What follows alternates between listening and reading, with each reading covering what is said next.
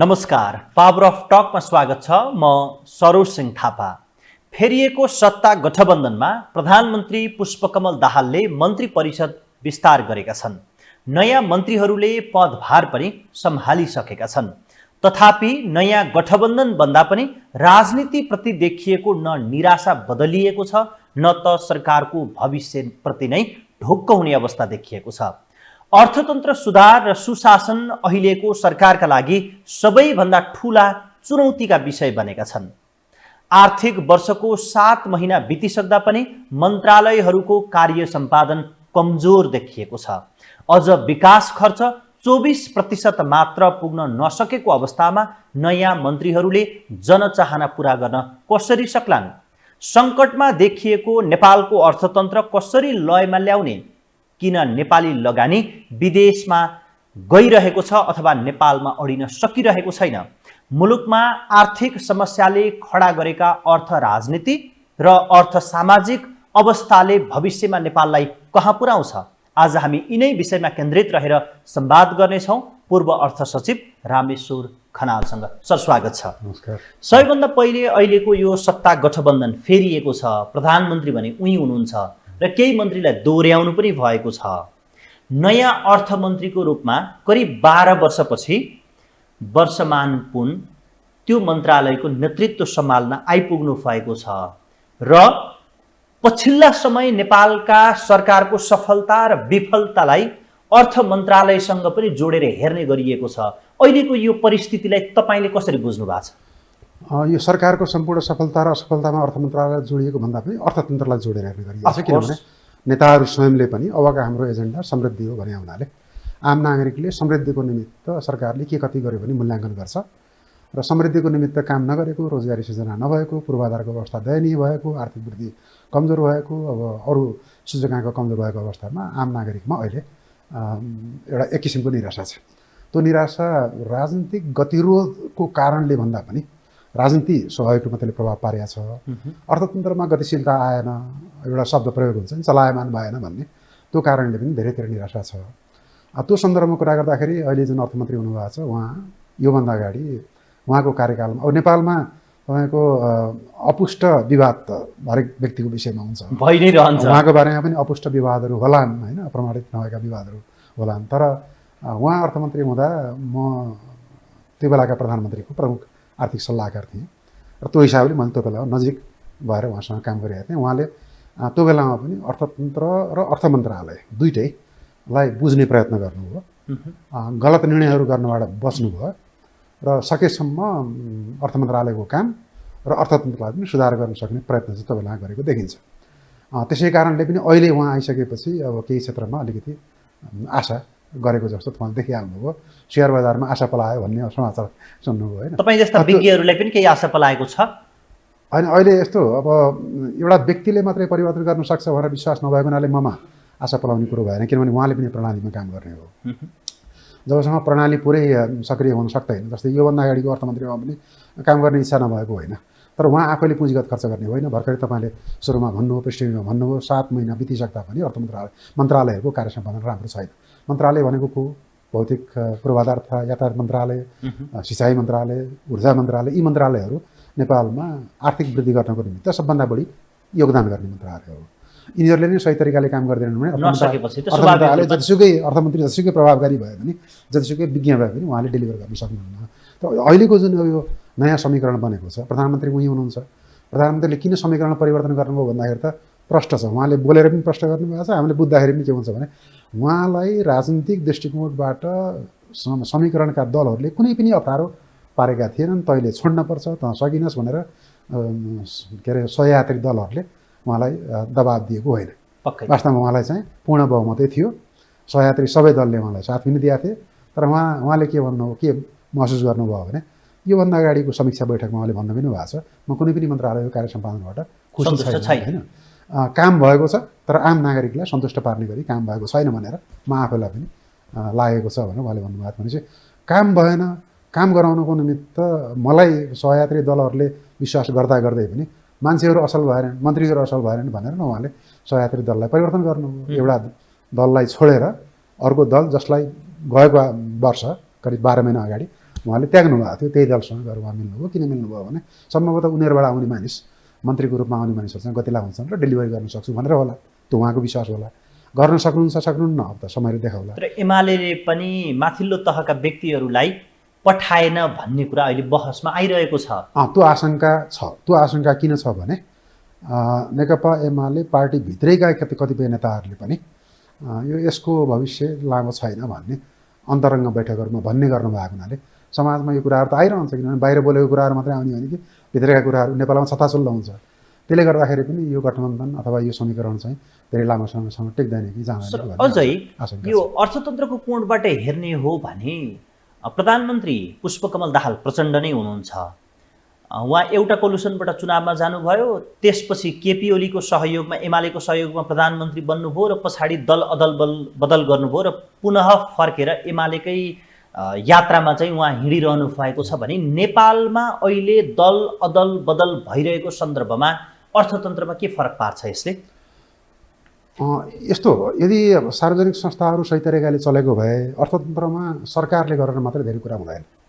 सरकारले दिशा दिन्छ, सरकारले सहयोग पुर्याउँछ, निजी क्षेत्रलाई सहयोग पुर्याउँछ। अर्थतन्त्रमा थुप्रै पात्रहरूले काम गर्छन्, किसानहरूले काम गर्छन्, निजी क्षेत्र व्यवसायीहरूले काम गर्छन्। यदि अर्थतन्त्र सहज तरिकाले चलेको छ भने राजनीतिक अस्थिरता हुँदाखेरि मात्रै, सरकार परिवर्तन हुँदाखेरि मात्रै त्यसले अर्थतन्त्रमा ज्यादै ठुलो असर पार्दैन। अलिअलि असर त पार्छ। तपाईँको सेयर बजारमा केही समय प्रभाव रहन्छ। देखिहाल्नुभयो जापानमा, इजरायलमा, इटालीमा बेला बेलामा सरकार चाहिँ परिवर्तन भइरहन्छन्। इजरायलमा तपाईँको लगातार निर्वाचन चाहिँ एक वर्षमा भयो होइन। अहिले युद्धमा पनि होमिया छ। तर सरकार परिवर्तन हुँदाखेरि पनि उनीहरूको अर्थतन्त्रमा खासै असर परेन। अर्थतन्त्रमा अरू घटनाहरूले असर परे, तर राजनीतिक परिवर्तनले त्यति असर पार्दैन। र त्यसै पनि लोकतन्त्रमा सरकार त 4-4 वर्षमा, 5-5 वर्षमा अथवा 6-6 वर्षमा परिवर्तन भइरहन्छ। कुनै मुलुकमा 4 वर्षमा होला, कुनै मुलुकमा 5 वर्षमा होला, हामी कहाँ 5 वर्षमा परिवर्तन हुन्छ। त्यही कारण राजनीतिक परिवर्तनले मात्रै असर पार्ने होइन। तर हामी यहाँ धेरै कुराहरू सरकारले गरिदिएर वा नगरिदिएर असर पर्ने भएको हुनाले सरकारले अप्ठ्यारो पारिदिएर अथवा सजिलो पारिदिएर, अप्ठ्यारो पारिदियो भने अर्थतन्त्र सङ्कुचनमा जान्छ, सजिलो पारिदियो भने अर्थतन्त्र फुक्छ। अहिले चाहिँ वास्तवमा के छ भने आम व्यवसायीहरूमा विश्वासको सङ्कट छ। किन विश्वासको सङ्कट छ भने सरकारले नीतिहरू निरन्तर चलिरहन्छन् कि चलिरहँदैनन्, अर्को बजेट आउने बित्तिकै नीति परिवर्तन हुन्छन् कि होइन। विभिन्न उद्योगहरूले, जस्तै एसएमईले उद्योग सञ्चालन गरेकाहरूले, विद्युतीय गाडी व्यापार गर्नेहरूले अथवा विदेशबाट कच्चा पदार्थ लिएर नेपालमा उत्पादन गर्नेहरूले, खास गरी स्टिल उत्पादकहरूले नीतिहरू बेला बेलामा परिवर्तन भए। करका नीतिहरू परिवर्तन बेला बेलामा भइरहन्छन्। कर सम्बन्धी अनिश्चय छ भनेर आजियाटा भन्ने एउटा विदेशी कम्पनीले नेपालमा लगानी गरेको, एनसेलमा लगानी गरेको चाहिँ रकम फिर्ता लिएर जान्छु भने उसले खुलेआम के भन्यो भने नेपालमा नीतिहरूमा निरन्तरता छैन, व्यावसायिक वातावरण चाहिँ अनुमान योग्य भएन, कर सम्बन्धी व्यवस्थामा पनि हामीलाई गाह्रो भयो भन्ने उसले सार्वजनिक रूपमा आधिकारिक व्यक्तिले चाहिँ भन्नुभयो। भनेपछि त्यो विश्वासको कमी भएको अवस्थामा राजनीतिक स्थिरता भइदियो भने ठुलो सहयोग हुन्छ। किनभने स्थिर राजनीतिले, स्थिर मन्त्रीमण्डल र प्रधानमन्त्रीले जे बोल्नुभयो कम्तीमा पनि उहाँको कार्यकालमा त पुरा गर्नुहुन्छ भन्ने हुन्छ। अब अहिलेको यो सन्दर्भलाई हेऱ्यो भने तपाईँ आफै अर्थ मन्त्रालयमा सचिवको रूपमा भूमिका निर्वाह गरेको व्यक्ति हुनुहुन्छ, एउटा अर्थशास्त्र गहिरो गरी बुझेको व्यक्ति हुनुहुन्छ र नेपालको अर्थशास्त्रलाई अझै बुझेको व्यक्ति हुनुहुन्छ। र तपाईँ यो भन्दै हुनुहुन्छ कि इजरायलको उदाहरण दिँदै हुनुहुन्छ, त्यस्तै अरू देशका उदाहरण दिँदै हुनुहुन्छ, यो डेमोक्रेटिक प्र्याक्टिसमा गभर्मेन्टहरू चेन्ज भइरहन्छन् र नेपालमा पनि यो स्वाभाविक हो र एउटा सरकार आउने र जाने कुरा त्यति ठुलो कुरा होइन अर्थतन्त्रको निम्ति भनेर भन्दै हुनुहुन्छ। तर नेपालमा पछिल्लो समय अर्थतन्त्र हेऱ्यो भने समस्यामा छ, समस्याग्रस्त छ भनेर भन्ने गरिन्छ। यो 8 महिनालाई हेऱ्यो भने पनि आर्थिक वर्षको जम्मा राजस्व लक्ष्यको 42% उठ्न सकेको छ। त्यसै गरी जुन तपाईँको मन्त्रालयको खर्चको अवस्था पनि त्यस्तै छ र जान्नेदेखि नजान्नेसम्मले मुलुक अप्ठ्यारो अवस्थामा छ भनेर भन्ने गरेका छन्। त्यसो भए यो देशको आजको आर्थिक सङ्कट र समस्या कहाँ के कुरामा हो? अहिले तपाईँले सङ्कटको कुरा गर्दै हुनुहुन्छ। 1.5 वर्ष अगाडि हामी श्रीलङ्का बन्छ कि भन्ने बहस गरिरहेको थियौँ। त्यो भनेको चाहिँ अझै भयानक सङ्कट होइन, एउटा मुलुकै टाट पल्टिन्छ कि भन्ने बहस थियो। कतिपय अवस्थामा नेपालमा धेरै कुराहरूलाई अतिरञ्जित गर्ने बानी पनि छ। त्यो बेलामा अतिरञ्जित गरेको रहेछ भन्ने कुरा अहिले प्रमाणित हुँदै आयो। अहिले हामीसँग विदेशी मुद्राको सञ्चित अत्याधिक भयो, यो बढिराखेर पनि काम छैन भन्ने बहस पनि छ। अहिले अर्थतन्त्रमा समस्या नभएको होइन। र एउटा कुरामा के भन्छु भने अर्थतन्त्रमा समस्याविहीन कहिले पनि हुँदैन, सधैँ केही न केही समस्या हुन्छ। अहिलेको समस्या मूलभूत रूपमा राजनीतिक भन्दा पनि कतिपय नीतिहरूलाई सही तरिकाले सही समयमा परिचालन गर्न नसकेका कारणले पनि भएको हो र त्यसमा हाम्रो कारण भन्दा मात्रै नभएर पनि अन्तर्राष्ट्रिय कारण पनि गाभिन गयो। खास गरी कोभिड-19 पछि अन्तर्राष्ट्रिय आपूर्ति श्रृङ्खला अवरुद्ध भयो, त्यसको प्रभाव अहिलेसम्म पनि परिरहेछ। रुस युक्रेन युद्धको कारणले परेको प्रभाव छँदैछ।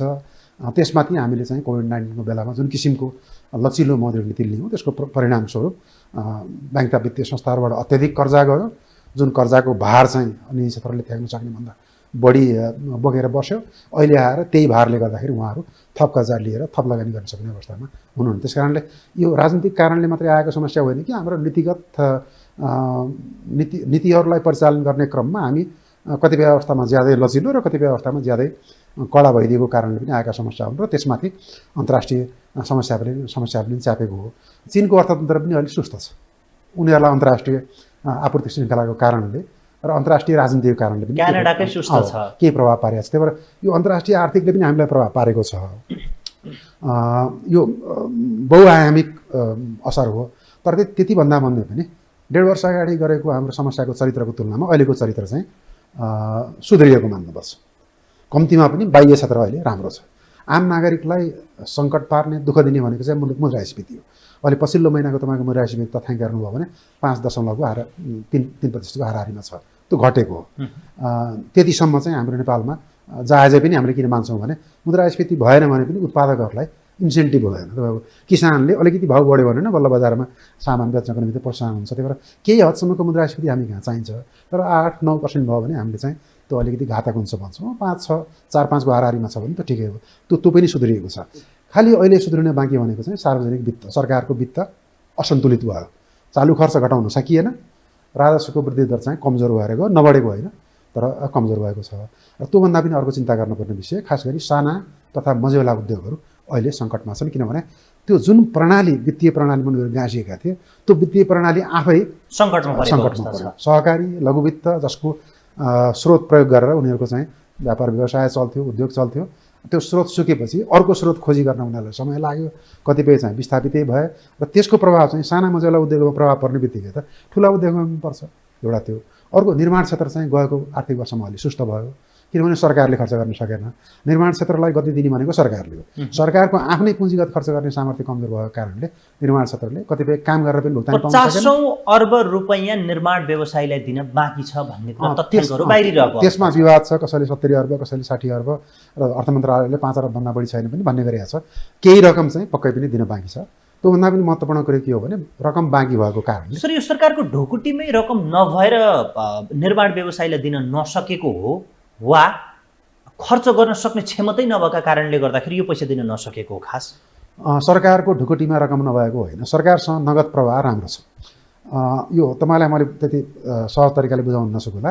सरकारसँग नगद हुनु, सरकारको ढुकुटीमा पैसा हुनु र बजेट हुनु तीनटा अलग अलग कुरा हो।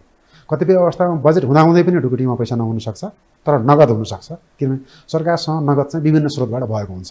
त्यो सरकारले आफूले आफ्नो इच्छाले प्रयोग गर्न पाउँछ तर ढुकुटीमा पैसा नभएको हुनसक्छ, ढुकुटीमा खातामा पैसा नभएको हुनसक्छ। तर अहिले चाहिँ के छ भने ढुकुटी बरु अलि कमजोर छ तर नगद सरकारसँग छ। किन छ भने स्थानीय तहले र प्रदेश सरकारले खर्च गर्न नसकेका पैसा पनि सरकारले प्रयोग गर्न पाउँछ। मन्त्रालयले खर्च गर्न नसकेकै कारणले गर्दा दिन नसकेको समस्या हो। नगद भुक्तानी गर्न पनि अप्ठ्यारो छैन। मन्त्रालयले खर्च गर्न नसकेको कारणले एउटा।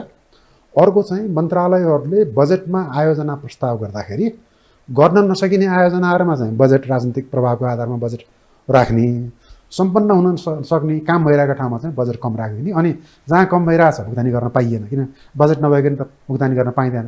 तपाईँसँग बजेट छैन भने पैसा भयो भने भुक्तानी गर्न पाइँदैन। अहिलेको समस्या के हो भने पहिलो समस्या सरकारी वित्तमा गतिलो बजेट नबन्नु।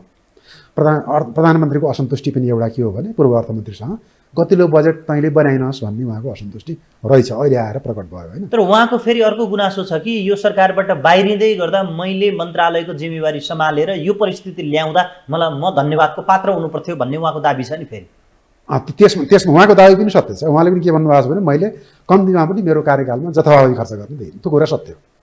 उहाँलाई कतिपय दबाब थिए, राजनीतिक दबाब थिए होला, पैसा वितरण गर्ने, विभिन्न किसिमका सुविधाहरू वितरण गर्ने, जुन कुरा खर्च गर्न सजिलो हुन्छ तर त्यसले आम नागरिकलाई केही पनि अनुभूति हुँदैन। आम नागरिकलाई अनुभूति हुने खर्च भनेको के हो? सार्वजनिक सेवा प्रवाहमा सुधार, शिक्षाको स्तरमा सुधार, स्वास्थ्यको स्तरमा सुधार, खास गरी अहिलेको सन्दर्भमा भन्ने हो भने पूर्वाधारको स्तरमा सुधार। किनभने आम नागरिक सडकमा धुलो उडेकोबाट आजित छ। सडक निर्माण गर्न प्रारम्भ गरियो तर काम कति पनि नभएको कारणले दैनिक त्यो देख्नु पर्दाखेरि सरकारप्रति उसको धारणा एकदम नकारात्मक छ। हो त्यहाँनिर उहाँले गर्न सक्ने केही पनि थिएन। त्यहाँनिर गर्नुपर्ने को थियो? भौतिक पूर्वाधार थियो, यातायात मन्त्रालयको भूमिका त्यसो थियो। भए अहिलेको यो आम नागरिकमा देखिएको निराशा पछाडिको एउटै कारण जो मन्त्रालयले करिब 25% भन्दा माथि खर्च गर्न सक्ने सामर्थ्य राखिरहेका छैनन् र खर्च गरिराखेका छैनन्, त्यसैले नै आम जनस्तरमा निराशा उत्पन्न र पैदा गराएको हो। निराशा तीनटा कारणले हो, एउटा मात्रै कारणले होइन। एउटा त तपाईँ के भने सरकारको विकास खर्च गर्ने सामर्थ्य कम भयो, त्यसको प्रभाव चाहिँ आम नागरिकलाई विभिन्न तरिकाबाट पर्यो। सडक अवरुद्ध भएको छ, सडकमा समयमा यात्रा गर्न सकिँदैन, धुलो उडेको छ भन्नाले सरकारको पुँजीगत खर्च गर्ने सामर्थ्य कमजोर भएको कारण स्वाभाविक रूपमा रोजगारी कम भयो। हो, त्यो आम नागरिक चाहिँ आउँछ। दोस्रो, सुशासन कमजोर भएको कारणले सरकारी निकायबाट प्राप्त गर्ने सेवा सुविधाहरू जुन अत्यावश्यक छन्, अब रोजगारीको निमित्त बाहिर जानुपर्छ, ड्राइभिङ लाइसेन्स समयमा पाइँदैन, राष्ट्रिय परिचयपत्र समयमा पाइँदैन, त्यो नपाएपछि तपाईँको पासपोर्ट समयमा निकाल्न पाइएन। यी सुशासनसँग सम्बन्धित कुरा भए जुनसुकै अड्डामा गए पनि सही तरिकाले समयमा काम हुँदैन भन्ने एउटा निराशा युवा वर्गमा खास गरी छ। दोस्रो, तेस्रो चाहिँ नेताहरूले जे बोल्छन् त्यो गर्दैनन्, जे बोल्दैनन् त्यस ठ्याक्कै त्यही गर्छन्, जे बोल्छन् त्यो गर्दैनन्। नेताहरूको चाहिँ बोलीमा भरोसा भएन भन्ने, यो नेताहरूको बोलीमा भरोसा भएन भन्ने प्रचार फेरि कसले गरिरहेछ भने तिनी पार्टीका मध्यम स्तरका कार्यकर्ताले गरिरहेछन् क्या तल। किनभने उनीहरू त नागरिकसँग दैनिक कुरा गर्नुपर्ने, के गर्ने हाम्रो नेताहरूले जे बोल्छन् त्यो पुरा गर्दैन भनेर उनीहरू जनतासँग साकौल ल्याउनको निमित्त नेताको बदमा उनीहरूले नै गर्छन्। जनताको भाषा उनीहरूले बोलिदिरहेका छन्। तपाईँ जहाँसुकै जानुभयो भने पनि नेताप्रतिको भरोसा विश्वास कम छ, र नेताप्रतिको भरोसा विश्वास कम छ भन्ने कुरा राजनीतिक नेतृत्वले माथिल्लो तहदेखि मध्यम स्तरको सबैले बुझ्नु भएको छ। अब यो नेपालमा पछिल्लो समय हेऱ्यो भने तपाईँहरू जस्ता विज्ञको आफ्नो ठाउँमा छ, तर नागरिक स्तरमा तपाईँहरूले पनि घुम्दा डुल्दा देख्नुहुन्छ होला एक ढङ्गको निराशा छ। सबभन्दा ठुलो समाजमा नैराश्यताले छोपेको जस्तो देखिन्छ। जस्तो दैनिक 2500 युवा सिधै श्रमको निम्ति होस् वा घुमाउरो बाटो पढ्ने बाटो प्रयोग गरेर होस् रोजगारीको निम्ति विदेश गइरहेको अवस्था छ, र देशमा उद्योग कल कारखानाहरू पनि गतिशील बन्न सकिरहेको अवस्था छैन, र कतिपयले यो देश टाँट पल्टिने अवस्थामा पुग्यो भनेर भन्दैछन्। र अर्को कुरा के भनिँदैछ भने मुलुक कोल्याप्स हुने लाइनमा पुगिरहेका छ भन्ने भाष्यहरू पनि खडा भइरहन्छन्, र निराशा पैदा भइरहेको अवस्था छ। साँच्चीकै यो देश आर्थिक रूपमा अब गतिशील हुन नसक्ने र कोल्याप्स हुने अवस्थामै पुगिसकेको हो र? यस्तो हो, तपाईँको के भने तथ्यहरूलाई असङ्गत तरिकाबाट त्यसको कोरिलेसन अथवा त्यसको चाहिँ अन्तर्सम्बन्धको व्याख्या गर्नु भएन। नेपालमा अत्यन्त आशा भएको बेलामा पनि मानिसहरू बाहिर गइरहेको हुन्। एकदम आशावादी भएको बेलामा अब राजनीतिक मानिसहरू बाहिर गइ नै राखेका थिए। सबैभन्दा बढी नेपालबाट बाहिर मानिसहरू जान थालेको र सबैभन्दा बढी नेपालले चाहिँ जिडिपीको तुलनामा रेमिटेन्स भित्र आएको त आर्थिक वर्ष 63-64देखि लिएर 66-67सम्म हो। त्यो पिरियडमा त अत्यधिक मान्छे बाहिर गए। त्यो पिरियडमा त एकदम आशा पनि थियो नि, तपाईँको शान्ति समझौता भएको थियो, मुलुकमा केही होला भन्ने आशा थियो, सबै मानिसहरू संविधान निर्माण गर्नुको निमित्त जागरुक भएर गएको थिए होइन, र आशाको अब आर्थिक वृद्धि पनि राम्रो थियो, नयाँ व्यवस्था ल्याउने, नयाँ ढङ्गले विकास र समृद्धि गर्ने भन्ने एउटा उत्साह पनि थियो, आर्थिक वृद्धि राम्रो थियो। तपाईँको ठुल्ठुला जलविद्युत आयोजनाहरू चाहिँ बन्न सुरु गर्दै थिए, तामाकोसी सुरु भएको थियो, तामाकोसी सम्पन्न हुने अवस्थामा पुग्ने, सडकहरू फरेकेला हुँदै थियो, अत्यन्त आशाको बेला। तर यो आशाको बेलामा मानिस गए भन्ने कुरा हामी व्याख्या त्यो बेला हामी चर्चै गर्दैनौँ। त्यो बेला पनि गएको थिएँ, त्यो बेला पनि जुन तहमा चाहिँ श्रम बजारमा मान्छे आउँथे त्यसको एउटा हिस्सा तपाईँको एयरपोर्टमा लाइन लाग्न पुग्थ्यो होइन। नेपालमा एकदम बन्द कालमा पनि तपाईँको चाहिँ राणाकालमा सबभन्दा बढी मानिसहरू बाहिर गएको थिए। आसाममा तपाईँको म्यानमारमा, बर्मामा, थाइल्यान्डमा, मलेसियासम्म नेपालबाट त्यही बेलामा गएको हुन् नि होइन। बर्मामा जाने चलन त त्यो बेलामा चाहिँ खेतीपाती गर्नको निमित्त बलिन्थ्यो। एउटा नेपालबाट मानिस बाहिर जाने भनेको विविध कारणले विभिन्न समयमा आशा हुँदा पनि, निराशा हुँदा पनि, खुसी हुँदा पनि, दुःखी हुँदा पनि सधैँ गइरहेका छन्। र पश्चिम नेपालबाट तपाईँको अल्पकालीन रोजगारीको निमित्त भारतमा जाने इतिहास चाहिँ निकै लामो छ, बरु त्यो अहिले कम भएको छ। त्यो कम भएको छ भन्ने हामीले चर्चा गर्दैनौँ। त्यस कारणले यसरी नमिल्ने तथ्यहरूलाई गाँसेर हामीले कुरा गर्नु हुँदैन। अहिले निराशा एउटा कारणले भएको छ, बाहिर जाने चाहिँ अर्को कारणले हो। बाहिर गएका मान्छे फर्केर पनि आएका छन्। अहिले मानिसहरूलाई चाहिँ उच्च शिक्षा अध्ययन गर्नको निमित्त अन्तर्राष्ट्रिय स्तरमा प्रतिस्पर्धी हुन आफूलाई इच्छा जाग्यो, एक्सपोजरको युवाहरूमा त्यो रहर जाग्यो। त्यो रहर पुरा गर्नको लागि पनि नेपालभित्रै राम्रो गुणस्तरीय शिक्षा छ भन्ने थाहा हुँदाहुँदै पनि त्यो अन्तर्राष्ट्रिय एक्सपोजरको निमित्त बाहिर गइरहेको छ, तीमध्ये कतिपय फर्केर पनि आउँछन्, फर्केर आइरहेको पनि छन्। तर त्यसलाई चाहिँ नगासौँ। र मैले यति भन्दै पनि के भन्छु भने अहिले निराशा नभएको होइन। विगतको तुलनामा हामी राम्रो अवस्थामा पनि छौँ, विगतमा नराम्रो अवस्थामा हुँदा पनि हामी आशावादी थियौँ, किनभने हामीसँग धेरै सूचना थिएन। हामी कोल्याप्सकै अवस्थामा पुगेका हौँ भन्ने कतिपयले तर्क गर्छन्, त्यो हो? मेरो प्रश्न यो एकदमै होइन। होइन, यो यसको पछाडि फेरि एउटा राजनीतिक अभिष्ट छ। यो राजनीतिक अभिष्ट भएको अभिव्यक्तिलाई हामीले ज्यादै बढाइ चढाइ गरेर चर्चा गर्न आवश्यक पनि छैन। कतिपयलाई यो व्यवस्था गिराउनु छ, कतिपयलाई यो कतिपय दलहरूप्रति चित्त बुझेको छैन, व्यवस्था गिराउनु छ भन्नाले तपाईँले बुझिहाल्नु हो होइन। गणतन्त्र चित्त बुझेको छैन, संहिता चित्त बुझेको छैन, अनि यो संहिता र गणतन्त्रलाई बदनाम गर्नको निमित्त कताबाट सकिन्छ भन्ने भाष्य सिर्जना गरिदिएछ। त्यसको पछाडि हामी लाग्न हुँदैन। भनेको त्यति धेरै अप्ठ्यारो अवस्थामा हामी छैनौँ। अहिले त हामी होइन, एक समय त हाम्रो सार्वभौमसत्ता सम्पन्नमा पनि मानिसहरू अरू मुलुकहरूले विश्वास गर्दैन थिए। हामीले नेपाललाई शान्ति राष्ट्र घोषणा गरियोस् भनेको होइन, हाम्रो छिमेकी राष्ट्रले त्यो घोषणालाई सहमति जनाएन नि होइन। अहिले तपाईँको नेपालको सोभराइन्टीमा, नेपालको अन्तर्राष्ट्रिय हैसियतमा कहाँ के कमजोरी आएको छ र? छैन नि। प्रश्न उठाउनु त सक्दैन कसैले। हामीलाई कसैले पनि तपाईँको यो के अरे सार्वभौमसत्ता कमजोर भएको मुलुक अथवा यो भनेको छैन। हामी समान स्तरमा अरू मुलुकहरूसँग वार्ता गरिरहेका छौँ होइन। तपाईँको चाहिँ समान स्तरमा हाम्रो चाहिँ अन्तर्राष्ट्रिय सम्बन्धहरू अगाडि गइरहेका छन्। नेपालको भोइस छ, नभएको होइन। पहिलाको तुलनामा त्यो भोइस सशक्त पनि भएर गएको छ। र अहिलेको अवस्थामा त्यस्तो सङ्कट त हामीले अनुमान गर्नु भनेको त हाम्रो अन्तर्निहित कमजोरी हो। त्यो कमजोरी चाहिँ त्यो विषयमा उठाउनु पर्ने विषय पनि होइन। अर्थतन्त्र टाँटपल्टी लाग्यो भन्ने विषयमा कुरा गर्ने हो भने हामीले गर्ने मूल्याङ्कन मात्रै हो नि कि हामीलाई हाम्रो अर्थतन्त्र कस्तो हो भन्ने विषयमा अन्तर्राष्ट्रिय मूल्याङ्कन पनि हुन्छ। अन्तर्राष्ट्रिय मूल्याङ्कनकर्ताहरू, खास गरी अन्तर्राष्ट्रिय मुद्रा कोष, विश्व ब्याङ्क, एसियाली विकास ब्याङ्क, चीनकै पनि तपाईँको पूर्वाधार ब्याङ्क, यी ब्याङ्कहरूले नेपालमा लगानी गर्ने भागमा उनीहरूले पनि मूल्याङ्कन गरिरहेका छन्। उनीहरूले नेपाल राम्रो लगानीको गन्तव्य हो भनेर अहिले पनि मूल्याङ्कन गरिरहेका छन्। नेपालको हामी त्यति अप्ठ्यारो अवस्थामा जसरी यो देशमा निराशाको खेती गरिएको छ, त्यो अवस्थाको नेपाल फेलियरको पोइन्टमा छैन। यस्तो मान्छे आफै डिप्रेसनमा जान अब आफ्नो सोचाइले जाने हो होइन। हामी एक किसिमले एउटा डिप्रेसनको स्टेजमा जान खोजे हो कि जस्तो लाग्छ कतिपय अवस्थामा। छैन, त्यो छैन। यति भन्दै गर्दाखेरि पनि अर्थतन्त्रमा समस्या नभएको होइन भनेको त मैले सुरुमा भनिहालेँ। समस्या सधैँ हुन्छन् र अहिले केही समस्या छन्, तर ती समस्याहरू हल गर्न नसकिने खालका समस्या होइनन्। ती समस्या हल गर्न सकिन्छ भनेर नै नेपालभित्रका पनि व्यवसायहरू, निजी क्षेत्र लगातार तपाईँको सरकारसँग बहस वार्ता गरिरहेछन्। सरकारको पक्षबाट पनि कतिपय अवस्थामा हल गर्ने प्रयत्न गर्दा गलत काम भएको होला अथवा सही तरिकाले नीति परिचालन गरिरहनु, त्यो कमजोरी भएको छ, नभएको होइन। त्यही कमजोरी भयो भनेको कारणले त प्रधानमन्त्रीले समीकरणै परिवर्तन गर्नु होइन। मैले अब राम्रा नीतिहरू कार्यान्वयन गराउँछु, काम गर्ने मन्त्रीहरू लिएर आउँछु भनेर समीकरण त्यसमै काम गर्न यो कोलुसनको पार्टीले बोक्ने दृष्टिकोण पनि फरक भएका कारणले गर्दा र विशेष गरी उहाँको असन्तुष्टि अलि बढी अर्थमन्त्रीको शैलीसँग, काम गर्ने तौर तरिकासँग देखिन्थ्यो प्रधानमन्त्रीको। अहिले त्यो फेरेर वामहरूलाई नै उहाँले साथ लिएर हिँडिरहनु भएको छ र आफ्नै पार्टीका उहाँका विश्वासपात्र वर्षमान पुनलाई चाहिँ अर्थमन्त्री बनाउनु भएको छ भने प्रचण्ड नेतृत्वको सरकार अब जति समय रहन्छ के हिजोभन्दा आर्थिक सवालमा अब्बल आफूलाई प्रमाणित गर्न सक्छ? त्यसो भए अहिले पुरै वामहरूको सरकार भनेर तपाईँले भन्नुभयो, त्यो चाहिँ गलत हो। किनभने राष्ट्रिय स्वतन्त्र पार्टी चाहिँ त्यो एउटा मात्रै नै हो सर। त्यसपछि गएर तपाईँको अरू दलहरू, साना दलहरू छन्, उनीहरूलाई पनि सैद्धान्तिक हिसाबले वाम भन्न चाहिँ मिल्दैन। हालाकि दुईवटा मूल जुन वामपन्थी पार्टीहरू छन् उनीहरूको पनि आर्थिक दृष्टिकोण चाहिँ वामपन्थी होइन। हेर्नुहोस्, अहिलेको दुनियाँमा वामपन्थी आर्थिक दृष्टिकोण लिएर अर्थतन्त्र परिचालन गर्न गाह्रो छ र उहाँहरूको भाष्य नै अहिले के छ भने निजी क्षेत्रको भूमिका बेगर, सरकारको सहयोग बेगर चाहिँ आर्थिक वृद्धि हुन सक्दैन। निजी क्षेत्र, आम नागरिक सबै सक्रिय हुनुपर्छ, सबैको योगदान भएपछि मात्रै आर्थिक वृद्धि गर्न सकिन्छ भन्ने छ। राज्यको मात्रै भूमिका हुनुपर्छ भनेर उहाँले भन्नुभएको छैन, बरु राज्यको भूमिका कतिपय अवस्थामा कम हुनुपर्छ भनेर उहाँले भन्नुभएको छ। पूरक परीक्षामा पास हुन सक्नु होला, राम्रो अङ्क ल्याउन सक्नु होला, प्रश्न त्यति हो। त्यो जजमेन्ट गर्ने, त्यो मूल्याङ्कन गर्ने हामीले होइन। त्यो मूल्याङ्कन गर्ने दायित्व अब उहाँकै छ, किनभने उहाँले ठुलो जोखिम लिनुभएको छ।